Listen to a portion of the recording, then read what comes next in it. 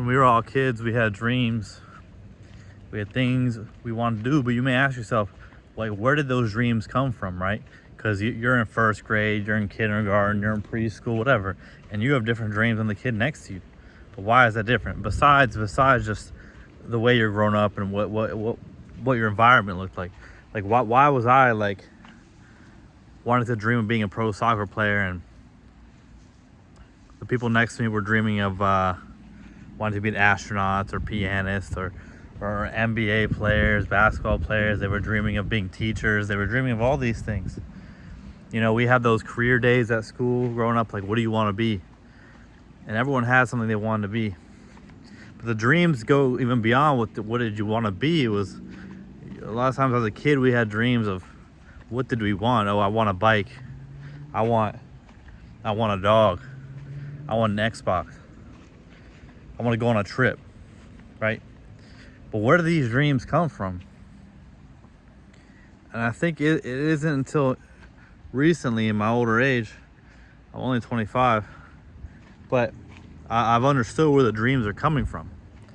It's almost as if a future version of you. I think there's many possibilities of what future you could look like, but all those possibilities are constantly sending you information. Whether that's information in dreams, whether that's information in gut feelings and your intuition. And even now, I'm living this life. I have a dog. I have a beautiful fiance. And the life I'm living now was once a dream of a younger version of me.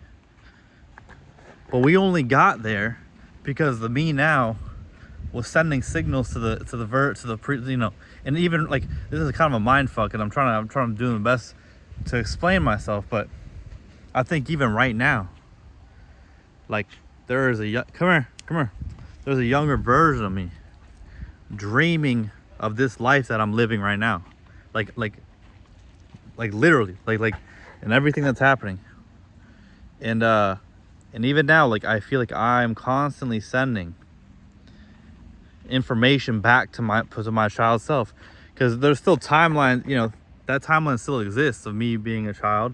That's still existing in all the ways in which I could have been a child, and the things I could have done as a child. That's always existing. Come on, dude, let's go, bruh.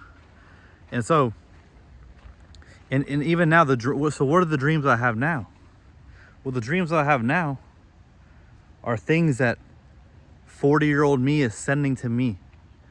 That because 40-year-old me exists, 30-year-old me exists, 50-year-old me, they're all existing at the same time, right? In an alternate timeline. And they're sending me directions, and they're leaving me breadcrumbs to trail me towards, you know, this life I want to live. And the biggest thing is you only can dream of what is achievable for you. Like, you wouldn't dream, like, for me, I would never dream of being, like, I don't know, a football player, because I never played football and it was not of interest to me, right? You only dream things that are plausible to you, and the things that you're dreaming of, and I'm talking about, like, dreams as in just aspiration, but literally at nighttime when you fall asleep, you're only dreaming of things that have already happened in the future. Like, for me, I constantly have visions of me being on the top 8 stage of a super major for Super Smash Bros. I have dreams of me owning a company, of me helping out people, of me being able to take Julianne anywhere around the world and bring my parents anywhere around the world. I have dreams of me being able to help my family and friends in all ways. But that's because I already do that. There's already a future version of me. And it's just up to me to get grounded in my intuition, to be able to hear those messages from the future, right? Because how many dreams did you have as a kid, right? Because this is also, come on, dude, you're actually crazy. This is the thing, is a lot of what society is trying to get you away from that. It's like, fuck your dreams. We're gonna implant society dreams into you, of like, oh yeah, you've always wanted to be like, now all of a sudden, rather than thinking about what your dreams are and being able to listen to these the messages from the future versions of you. Rather than doing that, you're now stuck being upset about things in the world, or you're stuck worried about, oh, how do I you're in like in a middle management job, and you're worried about, how do I get to the next salary? How do I increase my salary by, how do I get a raise for $3,000? How do I get a raise for $4,000? But getting a raise for $3,000, $4,000, all those things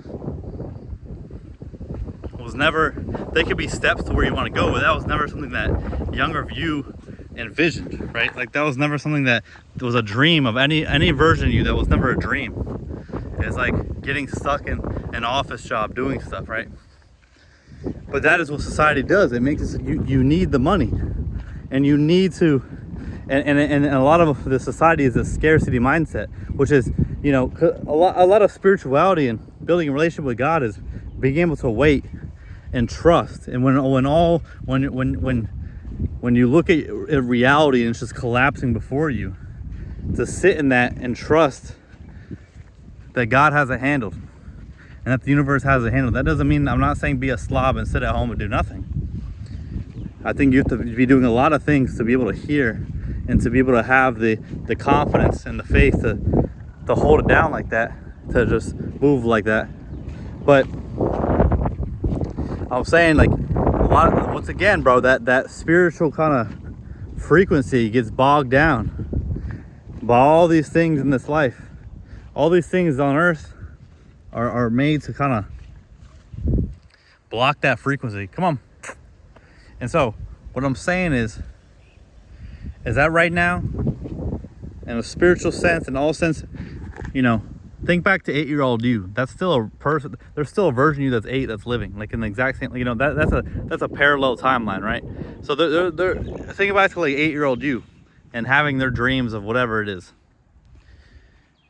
They're being sent direction from either you or from an alternate version of you where you're doing something else.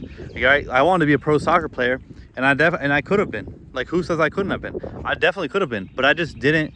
I wasn't spiritual enough, and I wasn't to hear, or to I had too much ego. I had too much fixed mindset. I had too much it was just too much ego and defense mechanisms to be able to sit there and hear that message and then go along and be like, oh, this is what I need to work on. This is how I got to move forward. Nah, I couldn't hear the message, right? And I couldn't follow the breadcrumbs. I couldn't follow the breadcrumbs, right? And I don't know, dude. Just if you really process that, I'm doing a really bad job of explaining that. But if you process that, you now is simultaneously sending messages to a younger version of you to get to where you are now, right? Like, you're only here now because of a certain set of choices you made. And you got here. And a lot of times you might not be where you want to be. And that's a lot of times because you didn't follow the breadcrumb trail. You went off the path, right? But at the same time of you sending signals to the past version of you to get here where you are now, you're also receiving signals from the future version of you telling you how to get there. There's a version of you that has everything you could ever want and more, and that includes that's beyond earthly things. That's a strong relationship with God. That's a beautiful relationship with your fiance or your wife. Being a great father or a great mother to your children. It's a great friend to your friends, right? You have love in your life. This version of you that has all these things, and then plus whatever material things if you want, has the money, but also is a giver to society, right? And is a help, is a man of the people, right? Like there's a version of you, and there's a version of me, let's just say, in the future that's been calling to me, and it's like a fucking magnet. That's what it's like. It feels like a magnet. Like no matter how much I get off the path, and this is not I'm not really talking about like predestined for things. I do believe in free will, but I think that every person, you have certain checkpoints you hit. Like, let's say when you're 15, you hit a checkpoint, and the next checkpoint is not until you're like 23. But I feel like the free will is the in between those times. right? Where you can go off the path. Like, I've gone off the path so many times, but me going off the path had to happen because it was like I talked about yesterday, where I wasn't ready. I kept getting presented the test over and over again, and I kept failing over and over again, right? And that's okay, because now when I got presented the test again, I fucking passed. And I'm not even talking about the test yesterday. I'm talking about different tests in my life with sobriety or whatever else. But I'm saying, I am constantly getting, like let's say my friend Jamil, he's always wanted to do YouTube. And it's no matter how much he's denied that truth, it's always pulled him back, and he's always given it one more try and one more try. And now he's seeing a lot of success.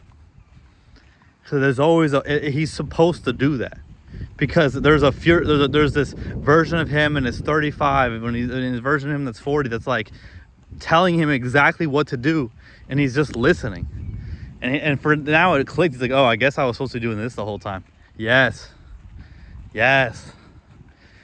And that, I don't mean like supposed to, because I think there was like infinite future versions of you that could tell you where to go. But for me, at least, there's been a strong congruency between all phases of my life, and congruency in regards to my desires. It's always been the same. I think it's expanded. It's gotten more profound, or I've gone through the nuances. And I think I've maybe added some things, such as like relationship with God. I don't really think I cared for that when I was younger, because I just was raised Catholic, and it's like a relationship with God is a given. You don't really think about it. You just kind of question it all the time. But you don't really. My third eye was very closed. I couldn't see shit at all. But for all, like, I've always desired to just be immensely successful. But not to like hoard wealth, but to be a giver and to be a man of the people. That's always been my MO. Always been my MO. And here I am walking that line, getting closer and closer and closer to that, to realizing that dream, right? But that's partially due to me listening, but also mostly due to future version of me telling me exactly what to do, and me just listening. And when reality is not moving, and like subscribers aren't coming, or my trading isn't going well, or the company's taking longer to build than I thought, or when I reached out to all those photography people and I got nothing for a year, it's trusting in God, and it's trusting that future version of me. It's trusting that I am telling this version of me has got me handled. That I'm just going to continue to deny reality and assume everything. I'm going to assume everything, deny reality. I'm going to assume that all, like, and just have faith. You know, walk by faith, not by sight, bro. If this world is not, you know, is going, if the reality is going slower or not moving at all, and compared to what I'm dreaming, that's okay, because it'll catch up. Because I'm living somewhere else than where reality is, you know. My thoughts, my dreams, my desires, my spirit is living in a different timeline, right? And it's just waiting for reality to catch up. But I have to keep remembering to get grounded in that, rather, because then, you know, there's times, I'm not saying I'm perfect, there's definitely times where things aren't moving and I'm getting anxious and I'm getting doubtful and all that stuff is coming. But that's exactly what that's the time when you need faith the most, that it's all going to be fine, that you're moving along the path just as you're supposed to. You can deny all of it, because, you know, faith is only important when doubt arises. I mean, it's easy to be faithful when things are going well. That's the easiest thing ever. But you must remain faithful when things aren't looking as what you wish them to be, because then they will transform. Everything will transform before your eyes. And it's going to sound crazy, but yes, listen to the calls and listen to the messages from future you, because I guarantee you, in a lot of ways, especially for all of you guys that like were really depressed like me in high school and had attempts on your life, I bet that person couldn't even fathom where you are now. Couldn't even fathom the things you have and the mental fortitude that you're in and the spiritual relationship that you have. They couldn't even fathom that. It was deep in the well with no light. And yet here you are. And sometimes you get put back in the well, but after you come out the well one time, like depression never gets easier. A lot of times it gets harder. But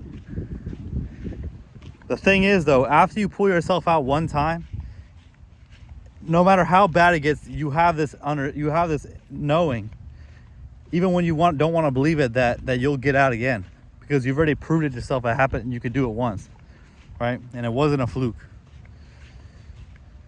And so imagine telling 16-year-old self you, or whenever you guys were depressed, imagine telling that version of you, like, that you're fucking in your 30s and you're in your late 20s, and that, like, the version of you that didn't even believe you can survive another day, you survived another decade, and you're fucking pushing along and you have a beautiful life.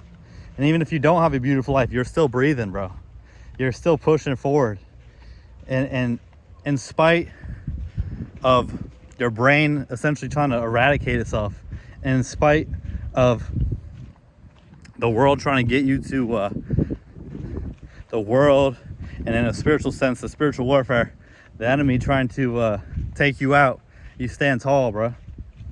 And you're pushing, even if it's fucked up, even if it's like the work every day is still terrible, and you're like, and you still can't get out of that sunken place, you're still pushing along and hope for a better time, bro. And that's that mental fortitude. And that younger version of you would really appreciate that. And the only reason that the younger version of you kept pushing along was because there was a future version there was a future version of you giving them, giving them the breadcrumbs to keep going. It was like fucking, you guys have seen Attack on Titan. It's literally like Eren Yeager. This is a bad example, but it's like Eren Yeager telling his dad, "Stand up, Dad." It's like that, bro. There's this you from the future guiding you in the present, and the you in the present is guiding you from the past. Of course. And for all my fallen brothers and sisters who lost their battle with mental health, hey, you're on my prayers, and I'm sorry, because that shit is tough, bro. It's tough. It ain't easy, bro. Of course it's not. And I have nothing but love for you all. And I hope your suffering is over with. And I pray your suffering is over with. But for those of you guys that are on that line, walking that line between life and death, keep walking that fucking line. Because eventually you might fall to the side of life. Right? Even if you're leaning to the side of death, you might eventually fall to that life side. Keep walking. Can you give me one more day? You seen that? You guys seen that meme? But anyways, in the end, all I'm trying to say is keep your heart open and keep your ears open. Because, and think about what you're dreaming about. And thinking about what you dreamt as a kid. There is this version of you. And there's always been versions of you. Like almost like, what do they call those? Like your angels, like your guardian angels, bro. It's really just future you sending you signs, sending you messages. It's really future you. It's like really you just dreaming about a future version of you's life that they're living. And I keep dreaming about me as a 30-year-old, as a 40-year-old, and it's fucking insane. The world is my fucking oyster, and we ball. But I'm out of here. It's a lot of yapping. So guys, girls, gays, queers, look how fucking big I've been getting though. Golly. A little 6-pack? Nah, not yet. All right, guys, girls, gays, queers, and them. These are anyone. Everyone. Have a blessed rest of your Monday. I'll catch you guys on a beautiful Tuesday. Stop.